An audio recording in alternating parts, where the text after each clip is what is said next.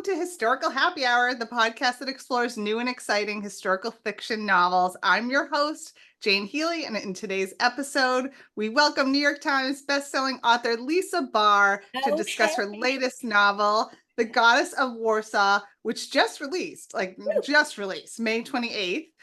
Lisa, I'm so thrilled to have you here because you're one of these authors that I feel like we've never met in person, but I feel like we know each other. So welcome to the podcast. Thank you. I feel like we've had sleepovers or something. I really feel like we're connected. But first of all, congrats to you. I know you just finished a manuscript today, which is insane that we're having this. So you look amazing. Normally, the scrunchie and the yoga pants and I know. the same yoga. My hair is wet in the back. Just don't look. Okay. No one can see it. You look amazing. You too. So I'm so thrilled to have you here. I'm going to do a brief intro and then we're going to dive in. I have a bunch of questions, and then in about 20-25 minute mark, we'll take questions from the audience. So sounds great. Yes, great. So Lisa is the New York Times bestselling author of Women on Fire, The Unbreakables, and the award-winning historical thriller Fugitive Colors. She has served as an editor for Jerusalem Post, managing editor of Today's Chicago Woman and Moment magazine, and as an editor and reporter for the Chicago Sun-Times. She has appeared on Good Morning America and Today, and actress Sharon Stone has optioned the rights to adapt Women on Fire for film, which is, I remember that story on your Instagram is so amazing. So amazing. So welcome and congrats on your latest novel, Goddess of Warsaw. Oh my God, so good to be here. Thank you so much for having me. So let's just jump in and talk about the overall premise and inspiration for this story. A large part of it is centered around the Warsaw Ghetto uprising in April of 1943 during World War II. Yes. So, The Goddess of Warsaw is a harrowing yet triumphant tale of a Jewish World War II assassin who later becomes a Hollywood star, a femme fatale, and basically, her war never ends.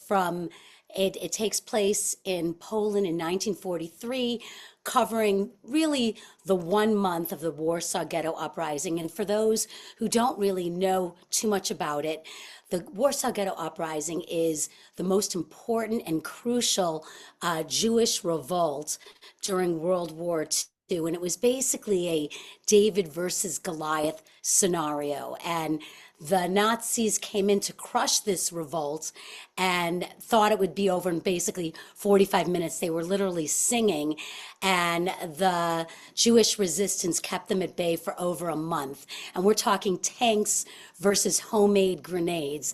And so my protagonist is in the middle of all this, and shows she is a young actress, comes from a prominent family whose career and life was quashed, and she had to reinvent herself and use her acting skills to survive. And so that's the basic premise. It's amazing. And I love the story. For people who don't know, the Warsaw, explain what the Warsaw Ghetto was in the context of the war and what the Nazis did to the Jews in Warsaw. So Poland had the largest Jewish community in all of Europe, and Warsaw were, a very, I think it was 30% Jewish community in all of Warsaw. And so we're talking about 400,000 Jews were put into this ghastly, tiny ghetto, and it was literally 7 people to a room, if you can imagine trying to survive. And so everything was taken away from them, their livelihoods, their material items, everything, and they were put in this ghetto and had to survive, and many didn't. And at the point where the book comes to be, it's from the 400,000, 60,000 are left. The rest have been killed in the roundups, sent to concentration camps, died of disease and typhus and, all those things. But this book is really about the strength of and the craftiness of this woman. She's badass and she's, fearless, but she had to turn that way. That wasn't her beginning. And it was, so the ghetto and what happens, the significance of this ghetto and the uprising is that it signaled to the rest of the Jews in Europe that you can fight back. And most actually, of the ghetto inhabitants did not survive. But their goal, knowing that they most likely wouldn't survive, is that if they were going to die, they were going to take the Nazis with them. And so that was the difference here. And it signaled this message to the rest of Europe: fight back and die with dignity. Yeah, and the symbolism of the Warsaw Uprising was incredible, and an incredible motivator for other Jews around the European continent. And it's chill, like just as you were talking about it, I was getting chills. I want to talk about Bina Blonsky, who later became the film star Yes, Lena Browning. Like you said, she was bad. yes. She's this headstrong, brave, flawed, complex character. How did you come up with her? So, all of my books have an art theme to them, and the other two big Holocaust themed books are really related to Nazi loot art. And I knew I wanted to do something with an actress and a young woman. She's about 23 years old, and she's blonde, blue-eyed, and not your stereotypical looking Jewish young woman. In fact, she looked like an Aryan's, poster girl. And so because of this, and, at first she's recognized for her beauty and her acting skills, but she's actually quite brilliant and fearless. And so I wanted to develop this very strong character, and really, what does it take to survive? And a character who would later explore the fine line between the pursuit of justice and the hunt for revenge. So in the beginning, you're seeing this young woman who's headstrong, a bit spoiled, and everything changes. But when I was doing research, and from historical fiction, that you find some of the most incredible things while you're doing research. So I expected, when I started uncovering the ghetto, that it was going to be dreary and dark. But really, in the beginning, there were comedy clubs, there were, coffee shops, there were cabarets, there were Culture. plays. And so, yeah, they were doing everything to normalize the situation and survive. And so, but after, all of a sudden the comedy club would be swept away, the musicians would be sent to the concentration camps, and little by little, this normalization came down to, this is it. We either sink or swim. And it was important that I created a character who would be faced with this choice, and she was going to choose swim. And it developed from there.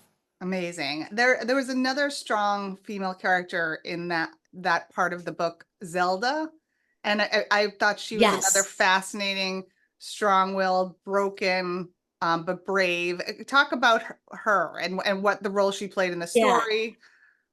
Um, She's one of my favorite characters because, as you know, so many, and we're seeing a lot of stories come out about this. You could name the authors, I could name them, and it's really about the role that women played in war. And it's a sort of unsung heroes. So many women were part of the resistance. Women were leaders in the resistance. Women were the smugglers, the assassins, those who were setting the bombs. It was a very strong role for women to survive and do what they could to help their loved ones survive. So Zelda is a composite of real people, and she was the leader. There were two major resistance groups in the Warsaw Ghetto, and so she was one of them. And she her whole motto was, revenge is redemption, and that if she was going to die, she was going to do whatever it takes. And really, she became the voice in Bina's head. At first, she rejected Bina, thinking, oh, who's this beauty queen coming here? And Bina had to prove herself, and she more than proved herself, and they became very close as the novel progressed. But she didn't accept her right away, and yeah. Bina had to prove herself worthy of Zelda. So But fascinating. throughout the book, long after Zelda, Zelda was the voice in Bina's head. Excellent. So this leads me to another question. You talked about, you just mentioned research, and your books have such a great sense of place and setting, and obviously you had to do meticulous research regarding the Warsaw Ghetto. Talk about the research you did, and I didn't write it down. There was a group of intellectuals and academics who were living in the Warsaw Ghetto and also trying to Yes. document their experiences there. Talk a little bit about that as well. So it's the Ringelblum archives, and That's right. Okay. basically and it's the Hebrew and the Yiddish word for his Oneg Shabbat, or Oneg Shabbos, and this was a group of intellectuals, journalists, philosophers, the top writers, the head librarian for Poland, Jewish, put in the ghetto, and they decided that they were going to document a play-by-play of what happened. So if the Jews were all murdered, their stories would not be. And so they archived this and they put this in milk cartons and buried it. And this later served as day-to-day information about what happened. And so Bina's husband, Jacob, is based on Emanuel Ringelblum, who the document's named after. And so this was very, very important for historians and to understand what exactly happened there. And what was your question Oh, again? so in terms of I'm like, losing my train. were you able to, did you Oh, see the those research, archives? Yeah, the for your research. research? Yeah. Yes. So that was, I was able to look into that. I did about 8 or 9 months of research before I put pen to paper. And my background is a journalist, so it's very important for me to get it right. It takes me a little longer, and I usually, some those who are, I always say it's a blessing and a curse, because the typical historical fiction writer might have, say, 5 sources to supplement or to say, hey, this is a fact. But given my boot camp training, I need 20. And until I'm on repeat and I'll say, okay, it's a fact, you can go now. And so I did a lot of research. But I knew the important thing was that I touched base and interviewed an actual survivor of the ghetto, and there were not many. I'm sure. And so I did a lot of my research at the Illinois Holocaust Museum, and through them, I was able to connect with a survivor. And the crazy thing is, she lived 15 minutes from me. And so when I went to meet her, it was, I don't know if you've ever had this, but it was this, I bulldozed moment. I looked at her, she looked at me, and it was like we knew each other. And we literally held hands the entire interview. But it was through her that I got, the sights, the smells, the authentic details that really happen in the ghetto. And there was one thing I'm just going to share, that just the takeaway from her, and I really couldn't get it out of my head. She told me, so she came from a prominent family. She was 10 years old, and her father, her mother, and her sister. And so everyone around her was dying and diseases and or killed. But her father made her do her French lessons every single day. She needed to do her French lessons. French lessons, you're trying to survive. But she said that he wanted to give her a vision that one day she would be alive and go to Paris, and her French lessons Oh, would come in handy. And this young girl later went on, her father was killed in the ghetto, but she went on to survive 5 concentration camps. And oh, it was those French lessons, the French lessons that stuck in her mind and got her through it all, that vision that her father gave her. And so that just stuck with me. It's like those stories just, are, mind unbelievable. blowing.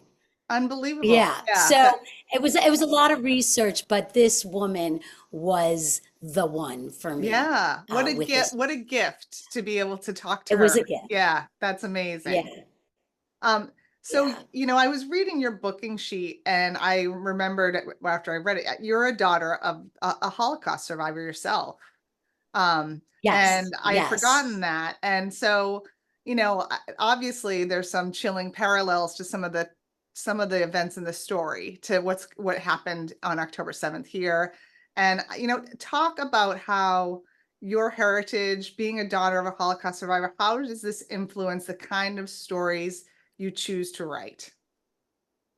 So that's the power question, and that's the question of the moment. So this might be a coming around in various directions, but um, being a daughter of a Holocaust survivor, my dad was 13 when he came over, and it really, my grandmother is the voice in my head, his mother, and she was my best friend, and she's the reason that I write what I write, the reason that I fight for the things that I fight for. And she, when I explored what is the price tag of survival, and for her, it was creating a legacy. And so this was a woman, my grandmother, filled with joy and her grandkids and cooking and knowing everybody's favorite dishes. And she really taught me the power of family and tradition. And so I take her with me in all my stories.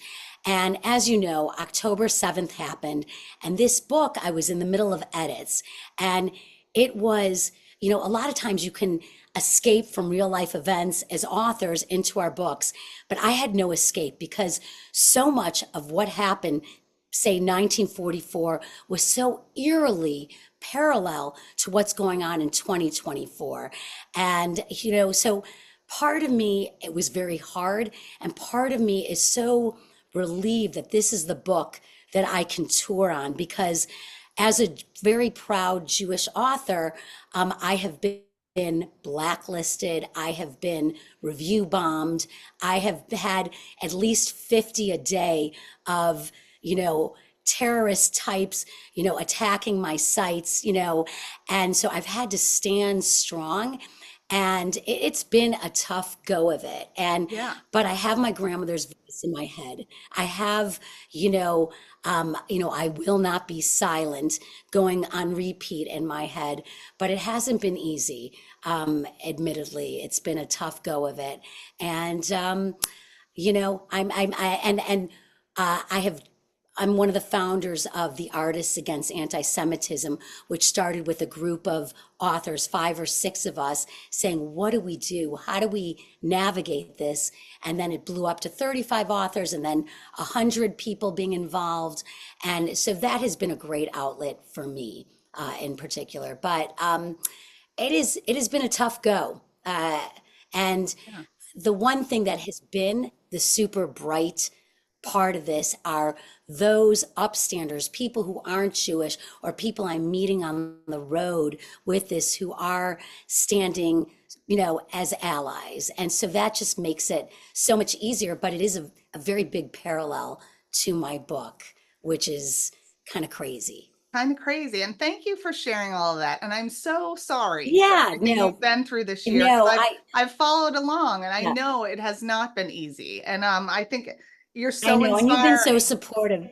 Yeah, yeah. No, I'm really And thank glad. you for your support. I really Oh, appreciate that. always, of course, of course. And I'm glad you brought Yes. up the organization as well. And I can put that in the show notes and in the group chat as well if you want to how to get in touch. Is Artists Against Anti-Semitism, is that the name of The the group Artists again? Against Anti-Semitism. Yeah. Yeah. Okay. And it's on Instagram, and yeah, Yeah, yeah. it's easy to find. Excellent. Absolutely. Um, so really exciting topic. I want to talk about Woman on Fire being optioned by Sharon Stone and talk a little bit about that story because I Yes. read it on your Instagram about getting a text and I'm like, that is the most amazing story. That's like every author's dream So this is, story. it was one of those batshit crazy moments, and so before my book came out, This is Woman on Fire, I thought to myself, wow, the ultimate woman on fire was Sharon Stone. And I thought, I'm going to send my book to one celebrity and let's see what happens. So through some sleuthing, I found her business manager, sent her my arc. And you know, these arcs are our unedited version of our books. Yeah. And I thought nothing of it. So this is about October 2021, in the heart of COVID. Everyone's home. So I'm sitting on my couch with my husband watching Netflix like everybody.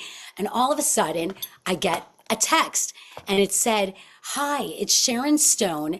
I'm reading your book and loving it. Has anyone optioned this?" So my first reaction was, you know, it was one of those people like, "I'm in Barcelona. I lost all my money," you know, one of those. Yeah, And then yeah. I thought to myself, "Oh my God, I sent her the book. This is happening."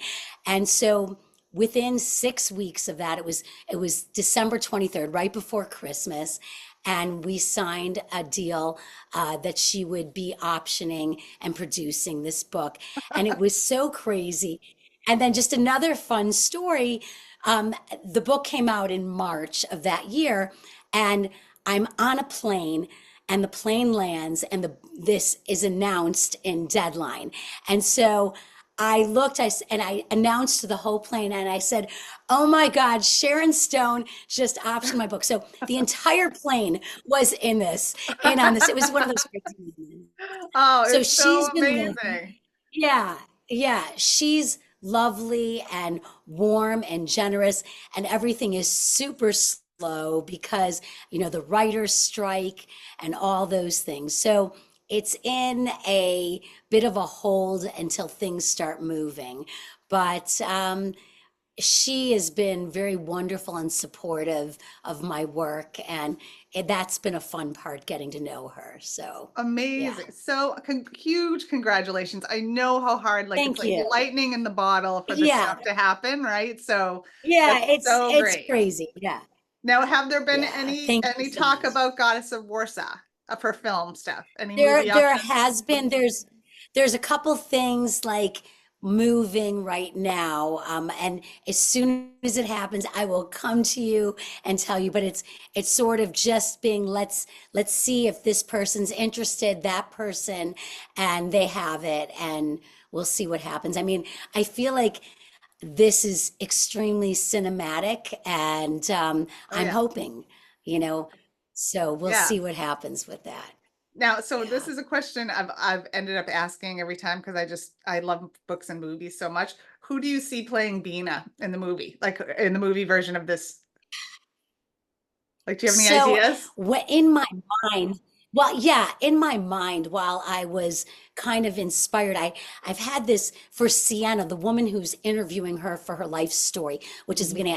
It was kind of this Margot Robbie character, and again, I was Oh, working on this 2 years before Barbie and everything came out, but it was this kind of beautiful young woman who was the it girl, but wanted to be taken seriously as a director, and so that was that character. And I had in my head um maybe like a Julia Garner, you know, the oh, young woman from Ozark, who, and she would be the young Bina. okay. And, you know, for the older version, I have various characters and people in mind. How about you? Did you have any ideas when you were You reading it? honestly, like for the young Bina, I just love them as actresses so much. My thoughts always go with this description of her looks. My thoughts went to the Fanning sisters, like Elle and Dakota Fanning. I Yeah, think they oh, both have. 100%. Yeah, yeah. So that, and Yeah. but for the older one, I'm not sure, but for the younger one, that's kind of what the look I had pictured in my head when I was reading it. Yeah, yeah. I absolutely, absolutely, and they're so talented. So if they want the role, I hope they're listening. Right, You know, right. Exactly. Okay, so a yeah, few writing related questions, and then I will take yeah. some questions from the audience. You can put the questions in the chat or in the Q&A. What is your process like? Are you a plotter or a pantser or somewhere in between? What's your writing process? Yes.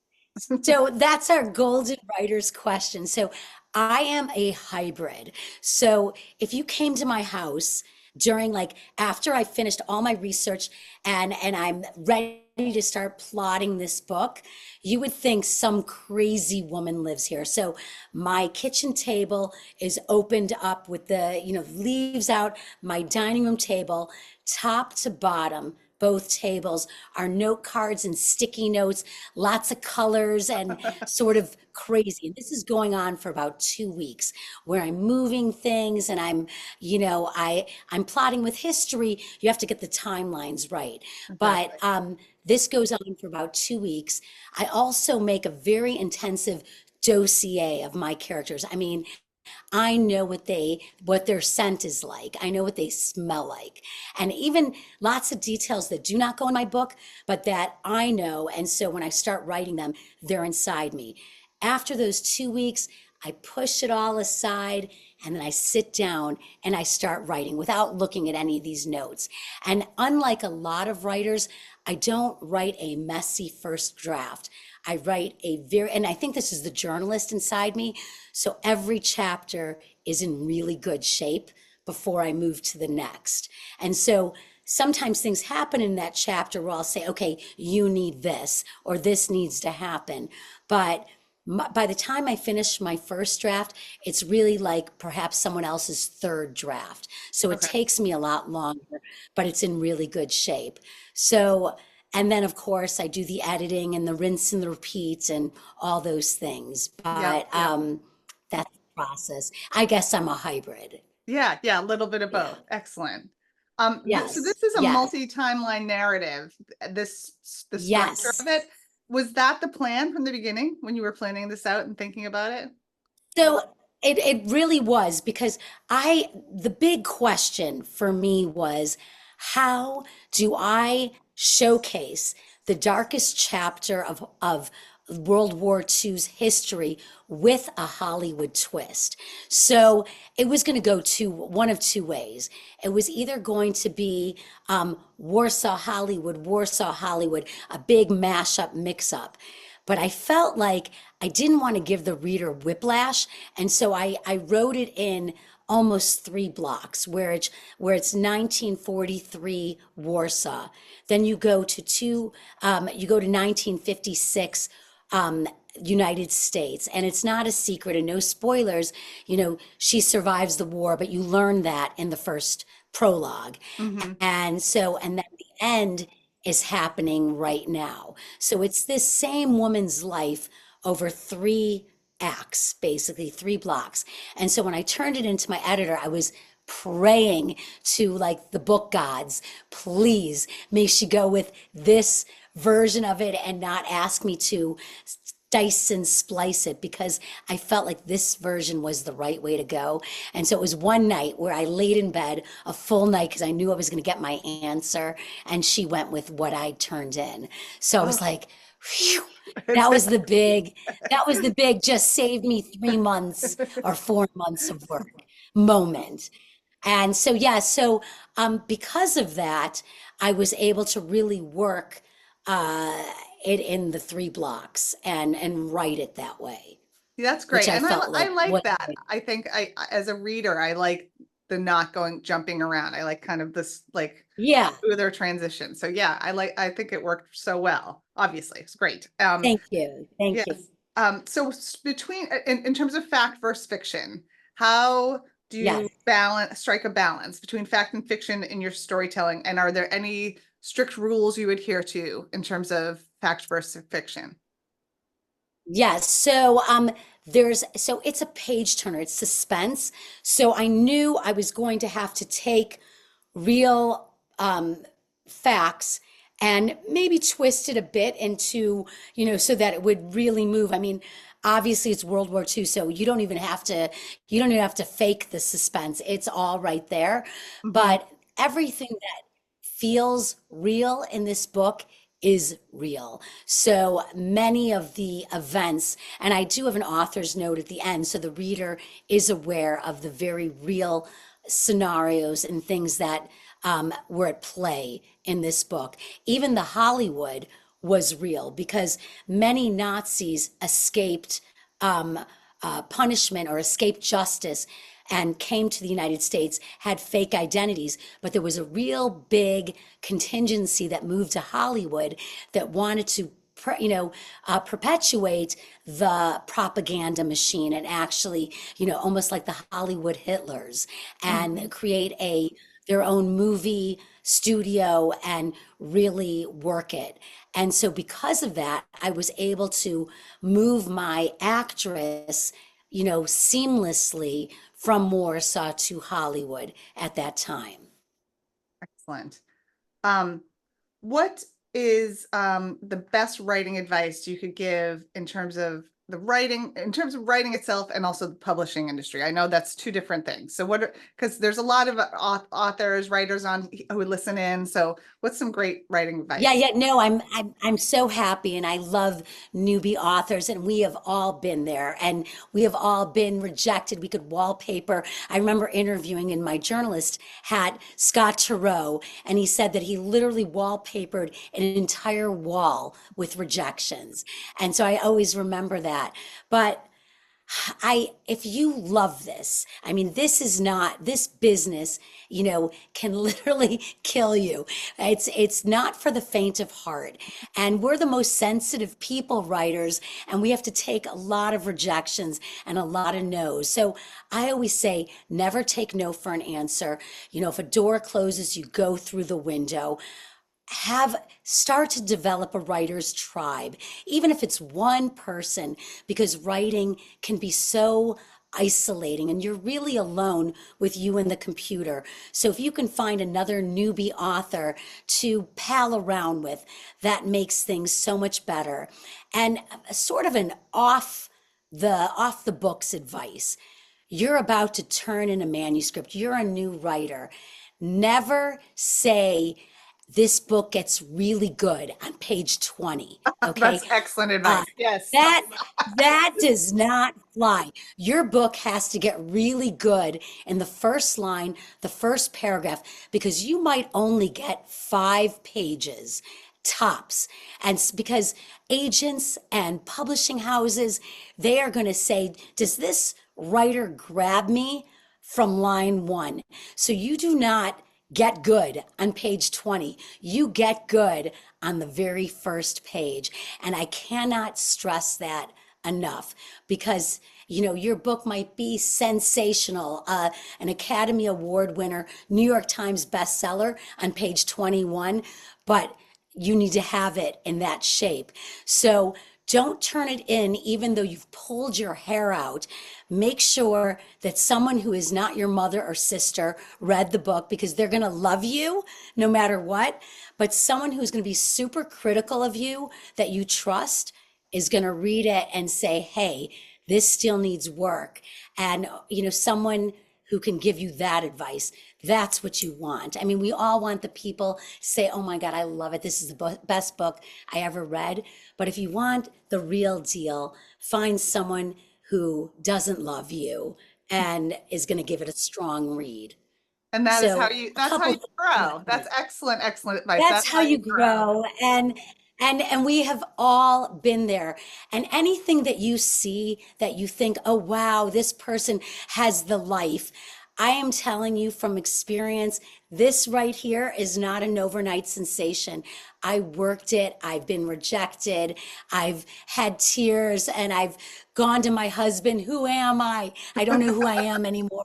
We've Yep, all had that. me too. But so, yeah, yeah. So it's butt in the chair. There's no magic. There's no secret sauce.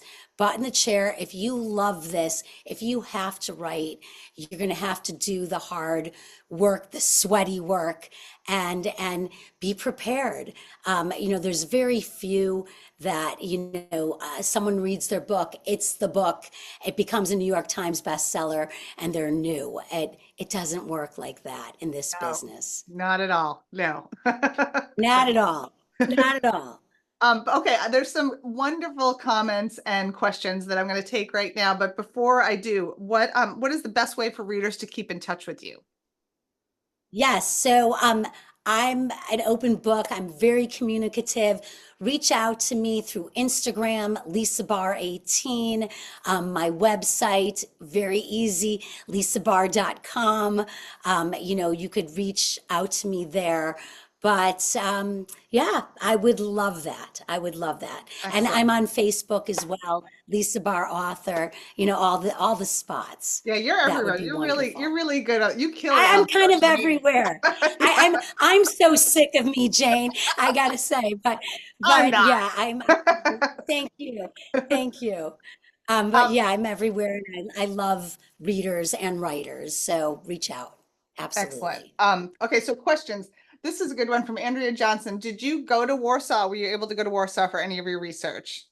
So, for my very first book, which came out in 2012, Fugitive Colors, it's about Nazi looted art. That was my debut novel. So, I researched that book for 4 years and I went all over Europe. I did intensive interviews. And I had been there at that point earlier on. I had been to Europe and Warsaw and all those places. Okay, yeah, excellent. The Yeah, lovely, so go ahead. go ahead. Oh, no, No, you go. You I have go. another question. The lovely Susan Seligman, Yes. who's is just an amazing supportive reader. She asked, this is a really good question. Do you share your writing with your family members as you're working prior to sending it to your editor or publisher? Do you share with your husband or your daughters or anything? Yes. You do.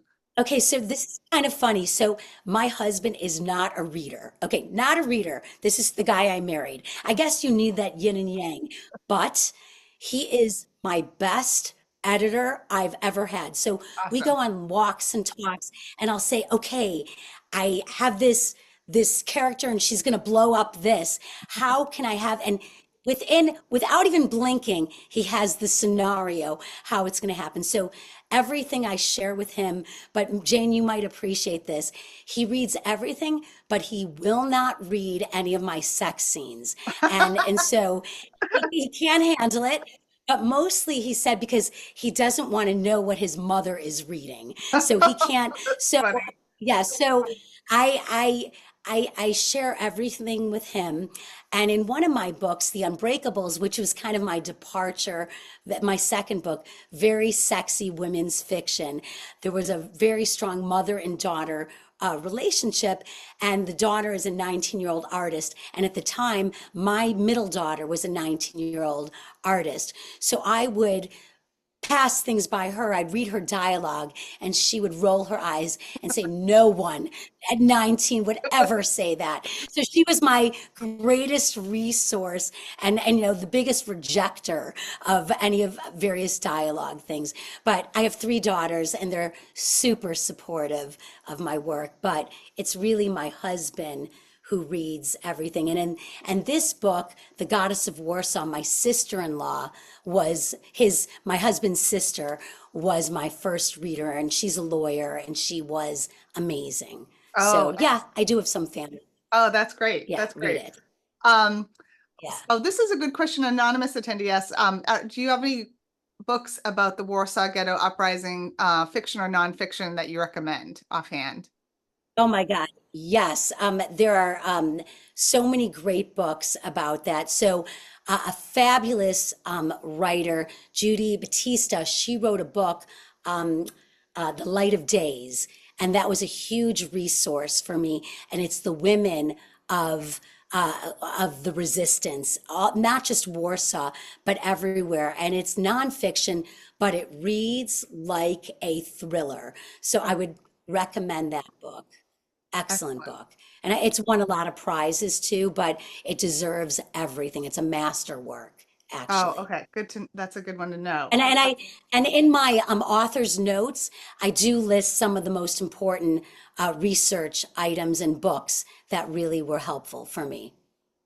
Excellent. Yeah, I loved your author's notes. I love all author's notes. I'm such a nerd of that stuff. So Yeah, yeah. I'm such a nerd too.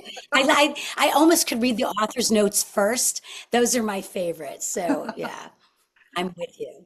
One more question I from Donna Farron asks, and this is an interest. I mean, you've talked a little bit about how you were in journalism, how was the transition from journalism to writing fiction for you? Like, what was like? Okay, so that's a great question. Good. So no transition because I always say you can take the girl out of journalism, but not the journalism out of the girl. So back in the day, I was a reporter by day and I was working on my fiction at night. And so now that has changed, but I still do a lot of essay writing and a lot of it is related to my work. But I think it has been a huge help in terms of research because I know where to go and I know how to research and deep dive.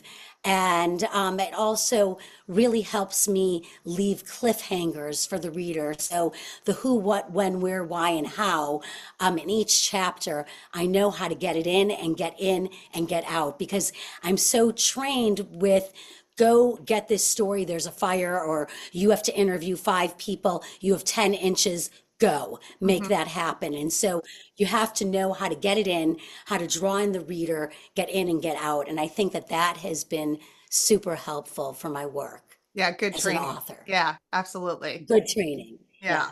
Um, so one last question for me. Are you I mean, Yes. you've been so busy. Are you ready to share what you're working on Yes. next? Or are you not there yet? So a little bit. So normally, and as you can tell, I'm very type A personality. As you know, Woman on Fire was a 26-month tour, and I just finished my last gig May 10th. And this book came out May 28th. So I'm giving myself grace. I like, you just finished yours, and you know how it is. We're on tour, we're working on our last one, and we're talking about the, other books and Oh, I don't know all what the. the Oh, balloons are.